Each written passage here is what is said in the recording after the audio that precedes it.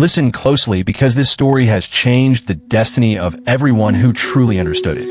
It begins with a young man named Malik, a boy who believed wealth would one day find him, the way rain finds the roof. Every morning, he would wake up with fire in his heart, but by midday that fire grew cold, replaced by excuses, fears, and quiet laziness he didn't dare admit. Malik didn't hate work.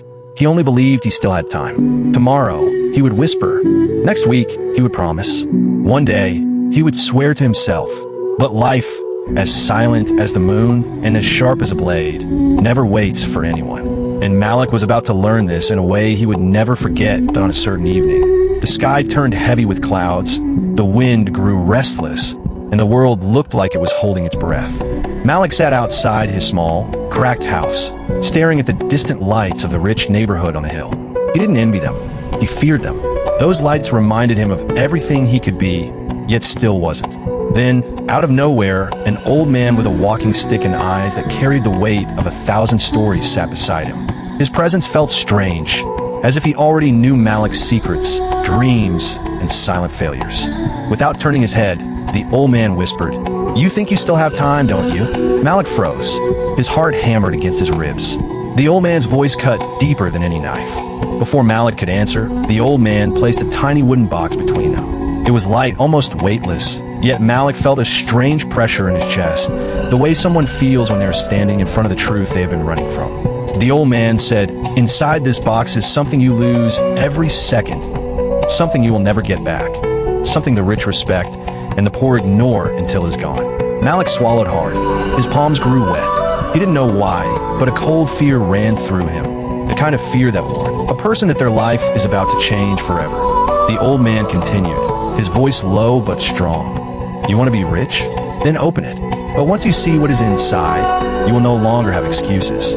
You will no longer be able to lie to yourself. You will no longer be able to hide behind tomorrow." Malik stared at the box. His chest rose and fell as if every breath carried a battle.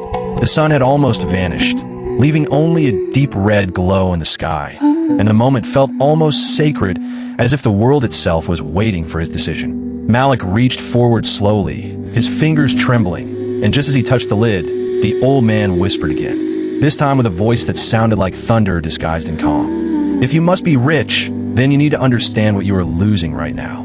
Malik paused. His heart throbbed. His mind spun.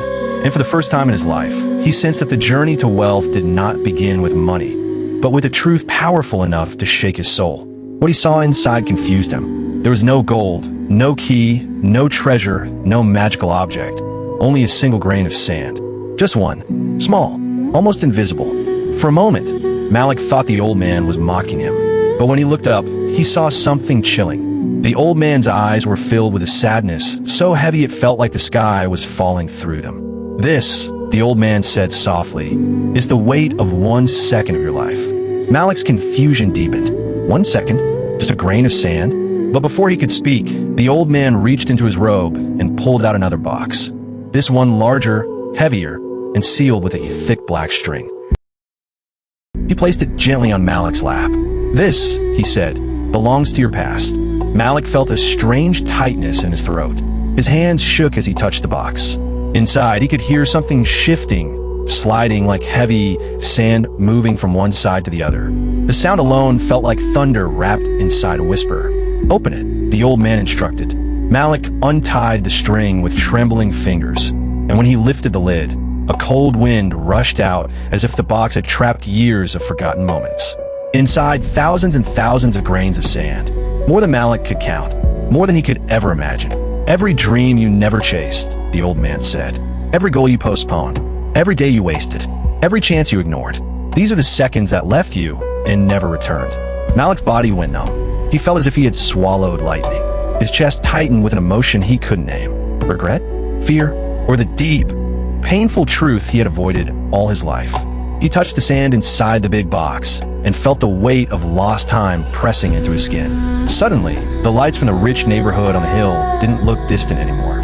They looked like reminders, warnings, echoes of everything he could have been if he valued each second the way they did. Malik closed the box slowly, almost afraid of losing another moment. The old man watched him silently, then whispered, "Now you understand why the poor wait, and why the rich move. His voice was calm, but every word struck Malik like a drumbeat inside his soul. And then something happened, something strange. Malik looked up for just a second, but when he blinked, the old man was no longer sitting beside him. Malik jumped to his feet, heart pounding, eyes scanning the empty space where the old man had been sitting just seconds before. The night wind brushed his face, carrying the faint echo of the old man's last words. Now you understand why the poor wait, and why the rich move. For the first time in his life, Malik truly felt time. Not as hours on a clock, not as days on a calendar, but as a living thing, a force silently shaping his future with every second he wasted. He looked at the two boxes in his hands, the small one with a single grain of sand, and the heavy one filled with all the seconds he had already thrown away. It hit him so powerfully that he almost couldn't breathe. Wealth was not about money. Wealth was about moments. Wealth was about motion. Wealth was about using what others ignore. He felt his knees overwhelmed. The village around him suddenly looked different. Not poorer, but quieter, as if everyone else was asleep while he had just woken up. Malik stared again at the grain of sand in the small box. 1 second, just one, yet now it looked like a diamond, a crown, a weapon, something priceless, something strong, something dangerous if misused. He gently closed the lid and held it against his chest. And that was when the truth hit him even harder. All the wealth in the world begins with what you do in 1 second. One choice, one step, one decision that changes everything behind you and everything ahead of you. Slowly, Malik stood up. Something inside him, something dull and weak, had died. And in its place, something new was rising, a quiet, fierce determination. He wiped his eyes, took a deep breath, and looked at the big box filled with lost moments. The weight of it no longer scared him. Instead, it challenged him, whispered to him, "Make sure your future box is not filled with regret like this one." Malik nodded to himself. He tied the box shut, not out of shame, but out of respect. That box would be his reminder, a reminder of who he used to be and who he was refusing to remain. Then something strange happened again.